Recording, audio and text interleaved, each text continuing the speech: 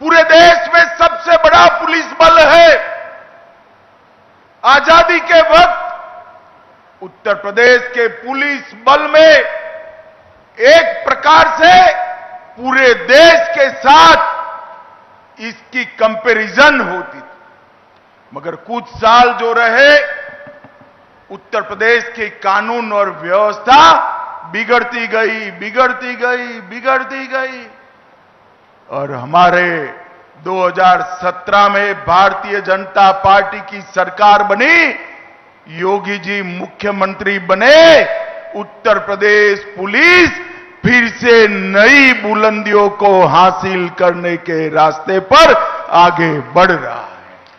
और आप सभी के लिए एक गौरव का मौका है कि आज आप एक पुलिस बल, उत्तर प्रदेश पुलिस बल का हिस्सा बनने जा रहे हैं। मित्रों, नरेंद्र मोदी जी के नेतृत्व में देश भर के पुलिस बल में आधुनिकीकरण की शुरुआत हुई, मगर उत्तर प्रदेश में वो शुरुआत 3 साल देरी से हुई। 14 से 17 तक भारत सरकार की कोई सुधार प्रक्रिया दूर दूर तक उत्तर प्रदेश में दिखाई नहीं पड़ती थी। 17 में योगी जी मुख्यमंत्री बनने के बाद उत्तर प्रदेश पुलिस में भी सुधार की प्रक्रिया शुरू हुई। पहले के जमाने में कई सारी भर्तियां भी हुई, इस प्रकार की रैली भी हुई। शायद इस बार संख्या सबसे ज्यादा है, मगर मेरी दृष्टि से संख्या के ज्यादा एक बात बड़ी महत्वपूर्ण है। मेरे सामने 60,244 युवा बैठे हैं। मैं उनके सामने हिम्मत से कह रहा हूं, किसी को एक काने पाई की भी रिश्वत किसी को देनी नहीं पड़ी है। ये पारदर्शिता के साथ भर्ती हुई, ना खर्ची, ना पर्ची, सिफारिश से भी नहीं, जाति के आधार पर भी नहीं और भ्रष्टाचार से भी नहीं, योग्यता के आधार पर 48 लाख एप्लीकेशन में से आप सब आपकी योग्यता के आधार पर आए हैं। और मैं मानता हूं इससे बड़ी उपलब्धि किसी भी शासन के लिए कोई नहीं हो सकती है। भाइयों बहनों, आप जब यहां से उत्तर प्रदेश पुलिस बल का हिस्सा बनने जा रहे हो, इसमें 12,000 से ज्यादा बच्चियां भी हैं और मुझे गर्व हो रहा है। बच्चियों को जब मैं यहां मिला, उनका हौसला, चेहरे पर आत्मविश्वास और चेहरे पर आनंद देखकर मन को बड़ा सुकून मिलता है कि हमने जो आरक्षण की व्यवस्था बच्चियों के लिए की, महिलाओं के लिए की, इसका 100% अनुकरण उत्तर प्रदेश में हुआ है। और मित्रों, आप ऐसे समय पर उत्तर प्रदेश पुलिस का हिस्सा बन रहे हो जब उत्तर प्रदेश नवनिर्माण की ओर आगे बढ़ रहा है। ये 17 से 25 की यात्रा और मोदी जी की 24 से 25 की यात्रा, ये भारत के अंदर परिवर्तन का काल है। और मोदी जी के शब्दों में मैं कहूं तो आप अमृत काल में यूपी पुलिस से जुड़ने जा रहे हैं। और मित्रों, हम मंच पर बैठे हैं, उसमें से बहुत कम लोग होंगे जो 2047 में देश को देखते होंगे, परंतु आप सभी तो होंगे।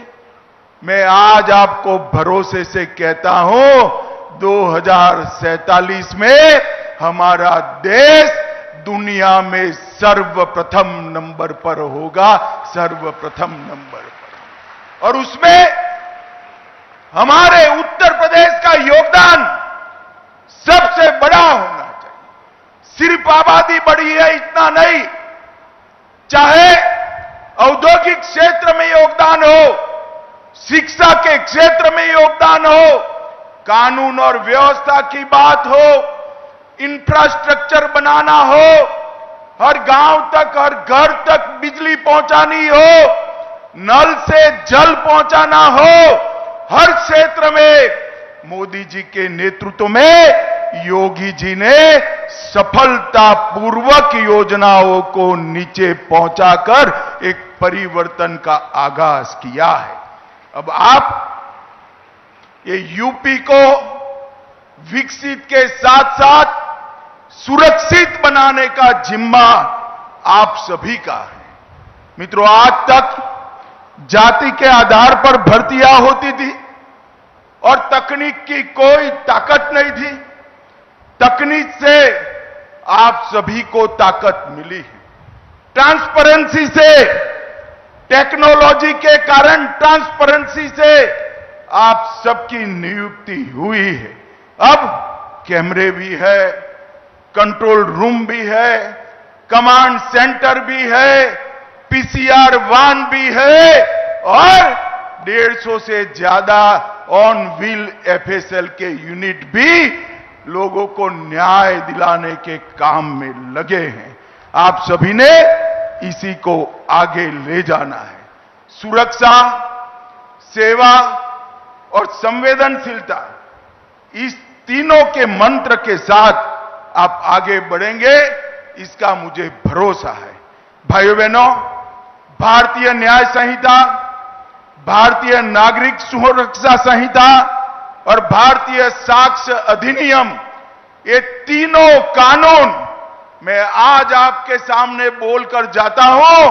5 साल के अंदर देश में ऐसी स्थिति आएगी कि कोई भी एफआईआर हुआ, वो एफआईआर का सुप्रीम कोर्ट तक न्याय नागरिक को 3 साल के अंदर मिल जाएगा। इस प्रकार की व्यवस्था बनने जा रही है और आप इसका हिस्सा बनने जा रहे हैं। नफीस, सीसीटीएनएस, आईसीजेएस और फोरेंसिक साइंस की सारी सुविधाएं तकनीक के आधार पर न्याय को आगे बढ़ाने की व्यवस्था करनी है। आप जब यूपी पुलिस का हिस्सा बनने जा रहे हो, तब दंगों का गढ़ माने जाने वाला उत्तर प्रदेश दंगा मुक्त हो चुका है। ये परंपरा को आपने आगे बढ़ानी है।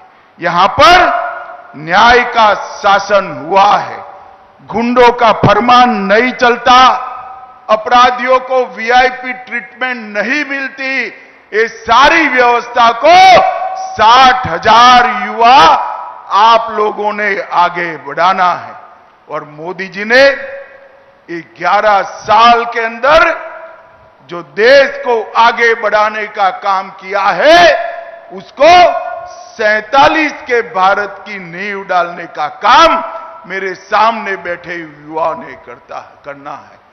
इस 11 साल के अंदर 25 करोड़ लोग गरीबी रेखा के बाहर आए। 60 करोड़ लोगों को हर घर में गैस का सिलेंडर, शौचालय, नल से जल, बिजली, 5 किलो मुफ्त अनाज, 5 लाख तक का इलाज और हर किसान को 6,000 रुपया प्रति साल देने का काम नरेंद्र मोदी जी ने कर मोदी जी ने पिछड़े, दलित और आदिवासियों के जीवन में एक नया उजाला भरने का काम किया है।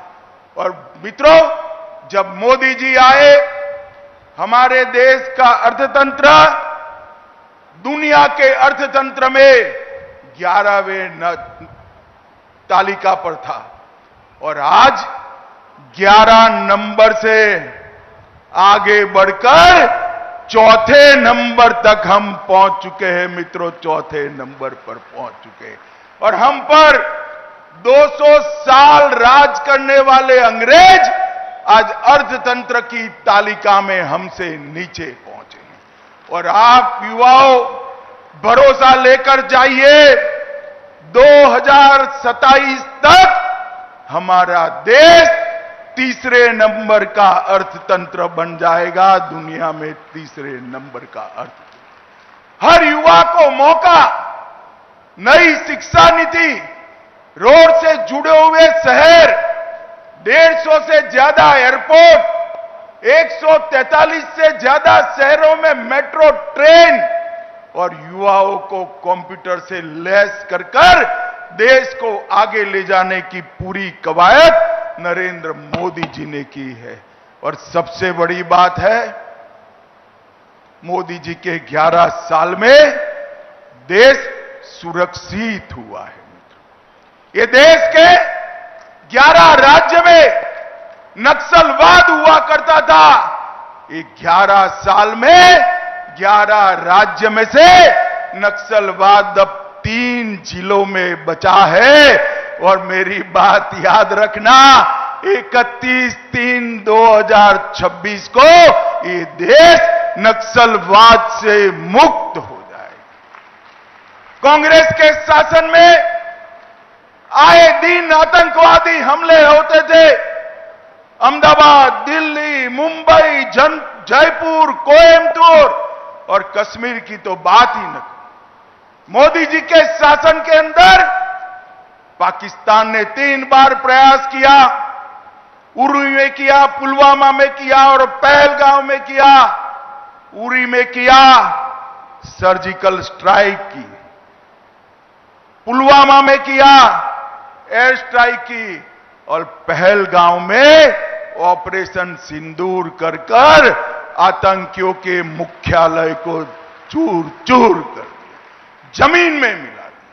नरेंद्र मोदी जी ने पूरी दुनिया में एक संदेश भेजा है कि भारतीयों का खून जमीन पर बहाने के लिए नहीं, जो भी ये हिमाकत करेगा उसको दंड दिया जाएगा।